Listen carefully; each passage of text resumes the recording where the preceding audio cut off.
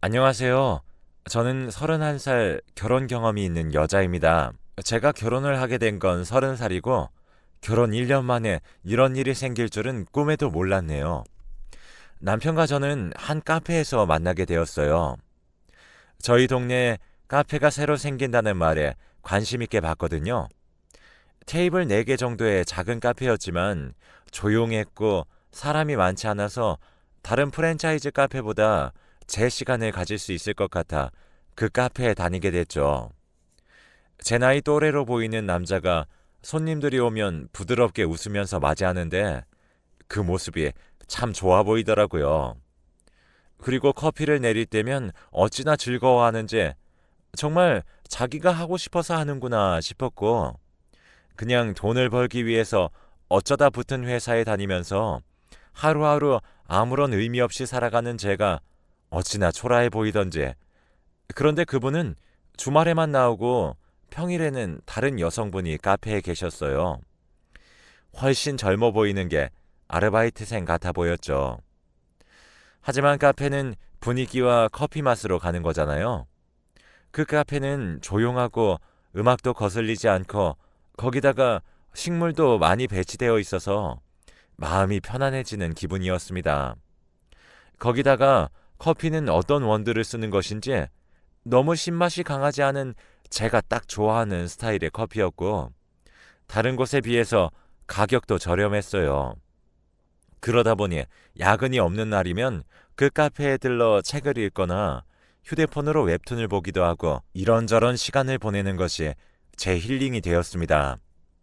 그러던 어느 날 제가 웹툰을 보고 있는데 그 사람이 제게 말을 걸더라고요.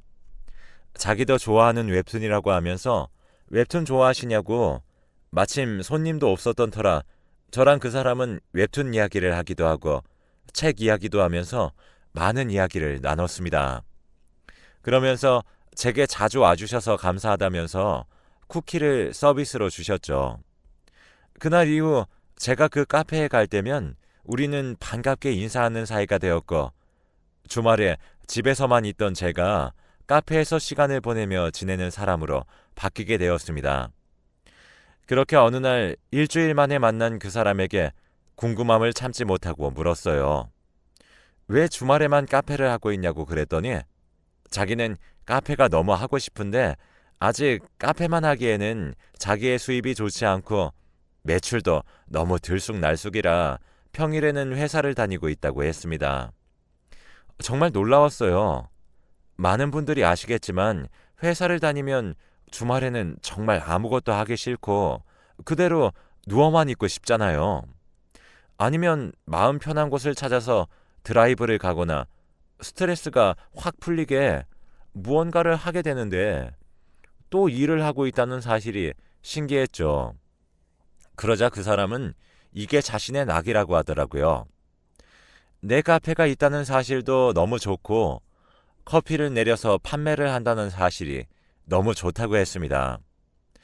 저보다 2살 나이가 많은 사람인데 정말 배울 게 많은 사람이었죠.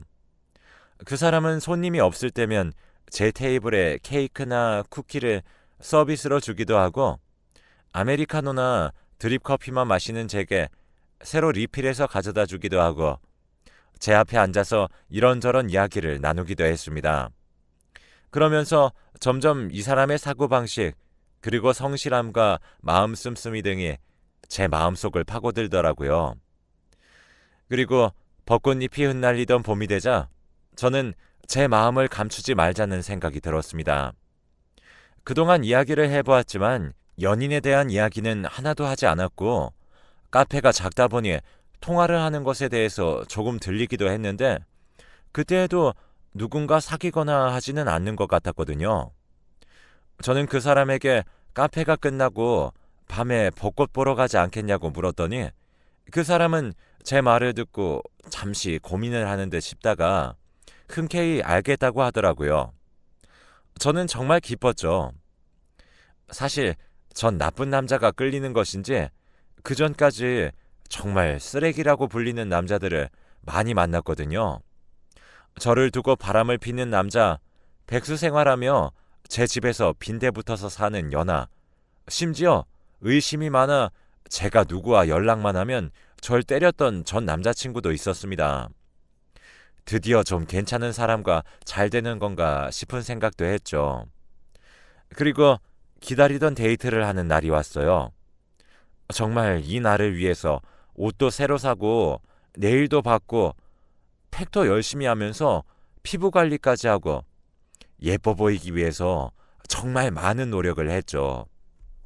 그게 빛을 발했는지 처음 만나서는 평소와 다르게 예쁘다는 칭찬을 받았습니다. 그 사람은 그저 셔츠에 가디건을 입었을 뿐인데도 멋지단 생각이 들더라고요. 그렇게 우리는 벚꽃길을 걷기 시작했는데 제가 슬쩍 그 사람의 손을 잡자 그 사람은 제 손을 더 꽉 잡아 주었습니다. 그 사람도 제게 호감이 있다는 것을 알게 되자 심장이 미친 듯이 두근거리더라고요. 길고 긴 벚꽃길이 영원히 끝나지 않길 바랐지만 그건 제가 어떻게 할 수 없었고 저는 벚꽃길이 끝나갈 즈음 그 사람에게 정식으로 만났으면 좋겠다고 말을 했고 그렇게 연애를 시작했습니다. 제가 연애를 하게 된 경위를 친구들에게 말하면 정말 로맨스 드라마 한 편 찍었다면서 친구들이 놀릴 정도였는데 그래도 저는 좋기만 했죠. 사귀기 시작한 후 평일에도 만나고 싶었지만 알고 보니 그 사람의 회사는 지방이라 서울에 올라오고 싶어서 카페를 서울에 냈고 카페가 안정적이게 되면 회사를 그만두고 서울에 자리를 잡을 거라고 하더군요. 그래서 저는 그 사람과 주말에만 만날 수 있었죠. 평소 카페를 하기 위해서 새벽같이 올라와서 일을 하다가 하루는 사우나에서 잔다는 그 사람의 말에 사귄 지 3달이 지났을 때쯤 저희 집에서 자고 일하라고 했습니다. 저희 집에서 카페까지 걸어서 10분 정도의 거리에 있었거든요. 원룸이라 둘이서 산다면 힘들었겠지만 하루 자고 가는 것쯤은 괜찮을 것 같았거든요. 정말 고맙다고 했고 그때부터 저희 집에서 주 1회 잠을 자고 가게 됐는데 그러다 보니 제 집에 그 사람의 물건들이 하나둘씩 자리 잡게 되었어요. 거울 옆에 칫솔이 2개 있는 게 어찌나 좋던지 정말 보고 싶을 때면 집 곳곳에 있는 그 사람의 흔적들을 보면서 마음을 달랬죠.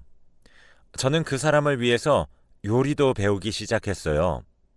일이 끝나고 돌아오면 밥을 해야 한다는 게 여간 귀찮은 일이 아니었는데 주말에 맛있는 것을 해먹이고 싶은 생각에 평일에 연습해서 제가 먹어보고 맛있으면 그 사람에게 먹이고 그럼 맛있다고 하는 그 모습에 기분이 다 좋아졌거든요. 그리고 제가 밥을 해줄 때마다 이렇게 얻어먹기만 해서 미안하다고 카페가 순조로워지면 먹고 싶은 걸 다 사주겠다고 정말 열심히 하겠다고 하는데 저를 위해서 더 노력하려는 모습이 정말 감동이었습니다. 연애를 하는 그 기간들이 정말 행복했어요. 그동안 쓰레기 같은 사람들을 만나느라 고생한 것이 다 보상받는 기분이었거든요. 주말을 기분 좋게 보내니 평일에 회사를 다니는 것도 전보다 힘들지 않았습니다. 연애 기간이 6개월이 넘어가자 제 주변의 친구들도 소개를 해주기 시작했는데 친구들마다 그 사람을 보면 제 인생에 이렇게 번듯한 사람을 만날지 몰랐다면서 앞으로 행복할 일만 남았다며 축하해주곤 했어요. 저는 살면서 처음으로 누군가와 결혼이란 걸 하고 싶다는 생각이 들었죠. 안 그래도 30살에 점점 가까워질 때마다 친척과 부모님들의 결혼 이야기에 점점 진절머리가 나고 있었는데 제가 이렇게 번듯한 사람을 데려가면 어떤 표정을 지으실지 벌써부터 기분이 좋아지는 것 같았습니다.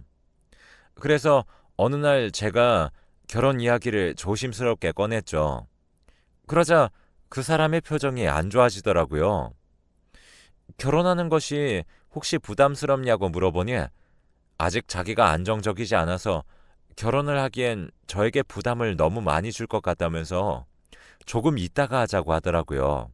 솔직히 그 말이 무엇인지 이해할 수 있었습니다. 자신의 생활이 아직 갈피해 있는데 다른 누군가까지 책임지게 된다면 힘들겠죠. 그래서 저는 알겠다고, 그리고 바로 하자는 게 아니라 저는 결혼하고 싶은 생각이 있다. 그러니 안정적이게 되면 바로 하고 싶다고 말했죠. 그 사람은 알겠다고 자신과 함께 해주려고 해서 정말 고맙다고 말하면서 제 손을 꼭 잡았습니다. 저는 그 사람의 카페가 안정적이 되도록 하기 위해서 마케팅팀에서 일하는 저의 경험을 앞세워 그 사람의 카페를 홍보하기 시작했습니다. 블로거들을 통해서 카페를 알리고 SNS에도 홍보해주면 쿠키를 서비스로 드리는 이벤트 등 많은 일들을 하나씩 기획해 나갔죠. 제 친구들에게도 말해서 같은 동네에 사는 제 친구들도 카페를 자주 가고 또 주변 사람들에게 홍보도 해주곤 했습니다. 그렇게 시간이 흘러 그 사람의 카페가 생긴 지 1년 6개월이 되었을 때 이제는 어느 정도 안정을 찾았는지 손님들도 제법 카페를 찾기 시작했습니다. 이제 카페에 진득하게 앉아서 있기에 눈치가 보여서 테이크아웃만 하고 오거나 아예 집에서만 기다리게 됐지만 그래도 그 사람은 카페에서 돌아올 때면 제가 마실 커피와 케이크를 포장해서 집으로 왔습니다. 그리고 오늘은 어떤 손님이 있었고 어떤 일들이 있었는지 즐겁게 이야기할 때면 제가 다 기분이 좋아지더라고요. 이제 어느 정도 안정이 되었다는 생각에 저는 슬쩍 결혼 이야기를 다시 꺼냈어요. 자신에게 다음 주까지 시간을 달라는 말에 저는 알겠다고 했죠. 다음 주가 되어 돌아온 그 남자는 결혼을 하자고 가족들에게도 이야기했다고 했습니다. 그래서 저는 저희 부모님께도 이야기를 했고 저희 부모님은 그야말로 깜짝 놀라셨죠. 바로 그 주 주말에 저희 집에서 같이 밥을 먹기로 하고 그 사람과 함께 시간을 보낸 부모님은 사람이 정말 바르다고 어떻게 이런 사람을 만났냐고 하면서 저에게 칭찬을 아끼지 않으셨습니다. 그리고 이제 그 사람의 부모님을 만나는 날이 되었습니다. 설레는 마음으로 나가보니 처음부터 대뜸 미안하다고 하시면서 오시더라고요. 부모님께서는 성인이 되고 얼마 지나지 않아 사고로 돌아가셨고 삼촌 네분이시라 같이 나와주셨다면서 인사를 시켜주셨습니다. 삼촌 네분과 이야기를 하는데 어찌나 칭찬을 해주시는지 제가 다 기분이 좋을 정도였어요. 그런데 그분들께서 또 미안하다고 하시면서 현재 자금이 넉넉하지 않아서 결혼을 성대하게 하기 힘들 것 같다며 결혼은 여자에게 큰일인데 이런 말을 하게 돼서 속상하다고 하셨습니다. 혹시 스몰 웨딩으로 가족들과 친구 몇 명만 데리고 하면 어떻겠냐는 말에 저는 괜찮다고 했죠. 사실 집 구하는 데 돈이 어마어마하게 드는데 결혼으로 돈을 많이 쓰는 것은 사치가 아닐까 생각했었거든요. 제 말에 반색하시는 어른들을 보자 저는 스몰 웨딩으로 하기로 마음을 굳게 먹었습니다. 그렇게 결혼을 준비하는 데에 있어서는 막힘없이 진행이 되었어요. 그 사람도 이것저것 많이 알아봤는지 제게 이런저런 것들을 말해주더라고요. 저희는 펜션 사장님께 양해를 구하고 펜션 4채를 빌려서 가족 몇 명과 친구들 몇 명만 불러서 결혼을 하기로 했습니다. 음식은 출장 뷔페로 준비를 하기로 했죠.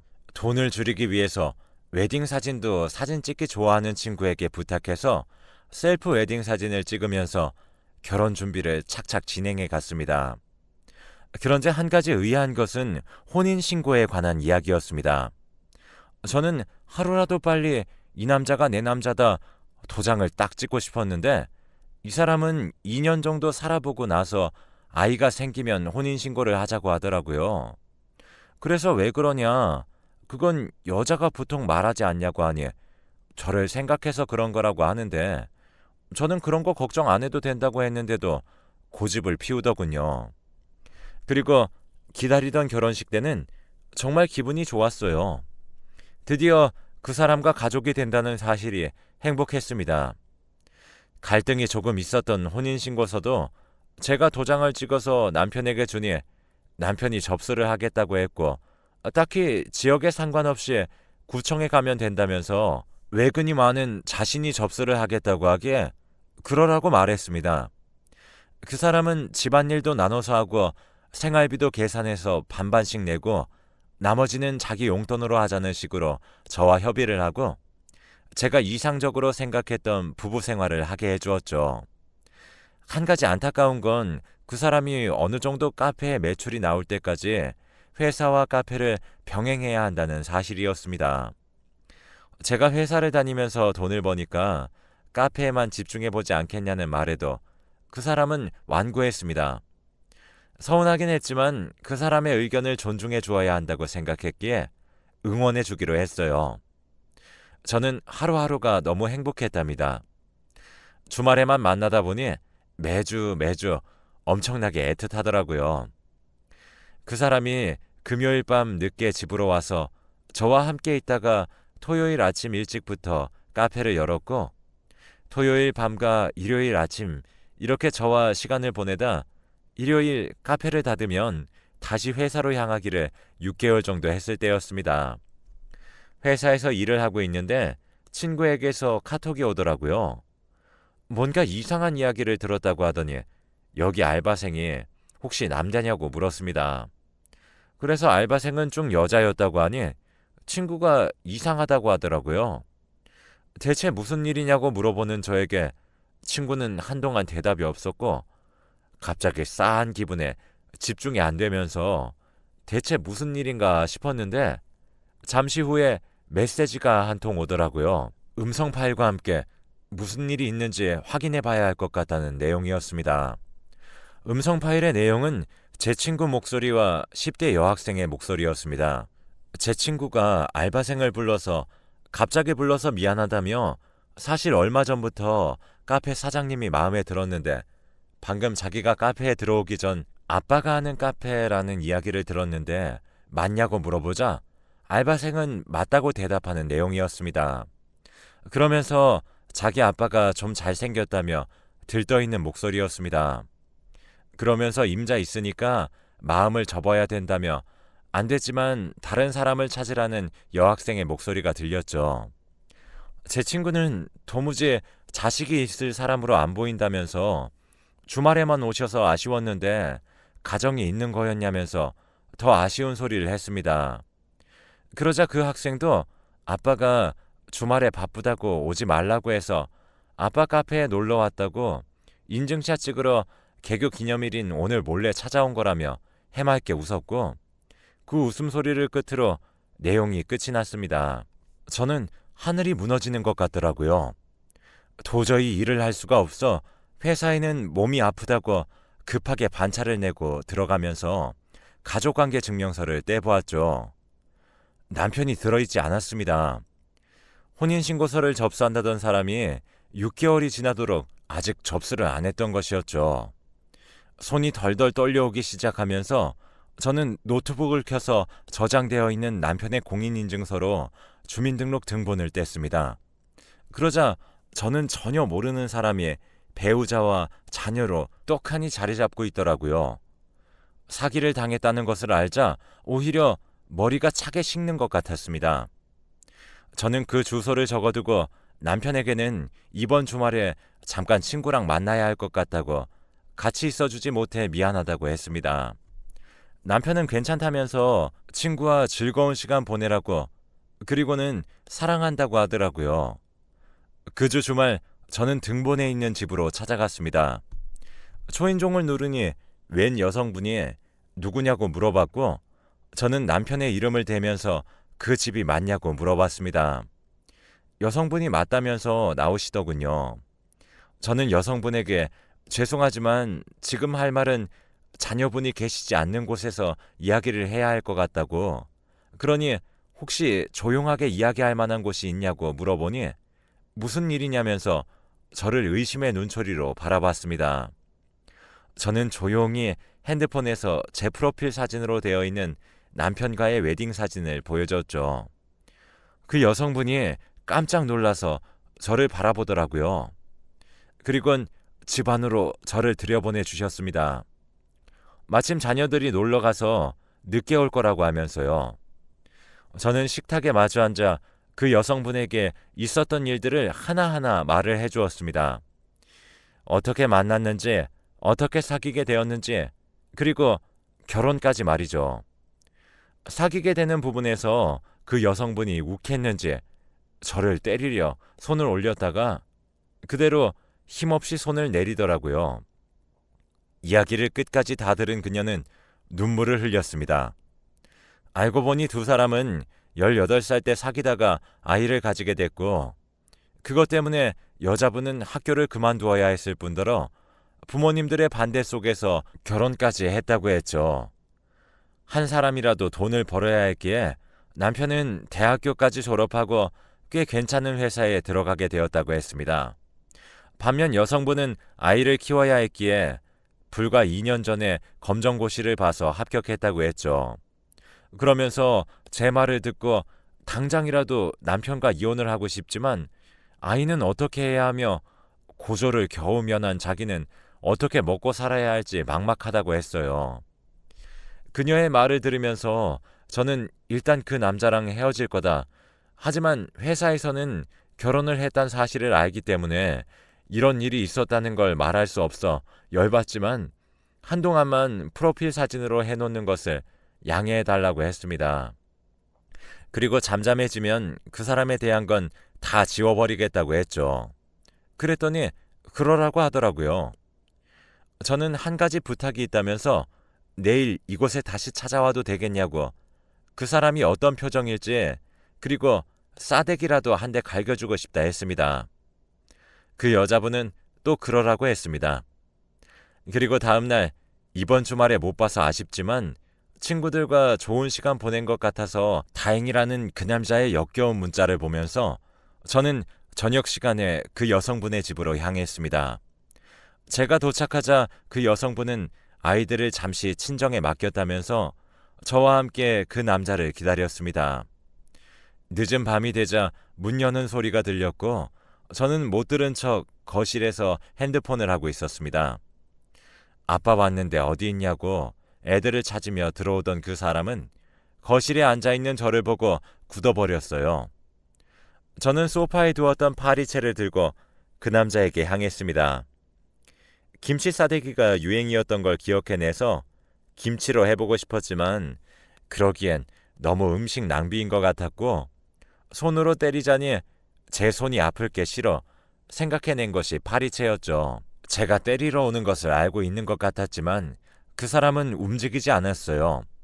저는 때리기 전에 대체 왜 그랬냐고, 가족이 있는데 왜 그랬냐고 물었습니다. 그 남자는 아무 말도 못하더라고요. 더 할 말이 없어진 저는 그대로 남자의 양뺨을 때리고 서울에 올라왔는데 펑펑 눈물이 쏟아져서 운전을 쉬고 쉬다 보니 더 오랜 시간이 걸렸던 것 같아요.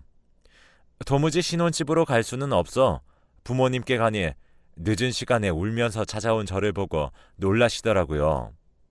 저는 울면서 사정을 말했고 부모님은 길길이 날뛰었습니다. 당장이라도 죽일 것 같은 모습에 제가 다 망쳐놓겠다고 말하고는 제가 주었던 이득들을 다 돌려받기로 마음먹었죠. 그 다음날부터 그 사람의 카페에 포스터를 붙였습니다.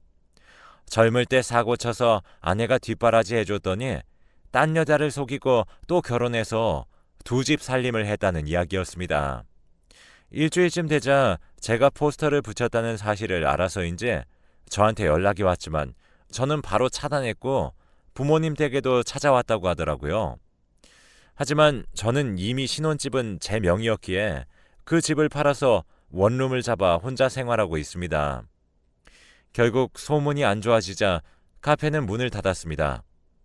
이제는 그 남자의 소식을 안 듣고 있지만 마지막에 그 여자분과 연락해보니 그 여자분은 아직 헤어지지 못했다고 하네요. 하지만 양육비만 받으면서 따로 살고 있다고 합니다. 다른 곳에 카페를 차리기라도 하면 똑같이 못하게 할 거라고 하니 한동안은 카페 생각은 하지 못하겠죠? 제 인생에 가장 훌륭한 남자라고 생각했던 사람이 가장 쓰레기였네요. 여러분들은 꼭 좋은 배우자 만나세요.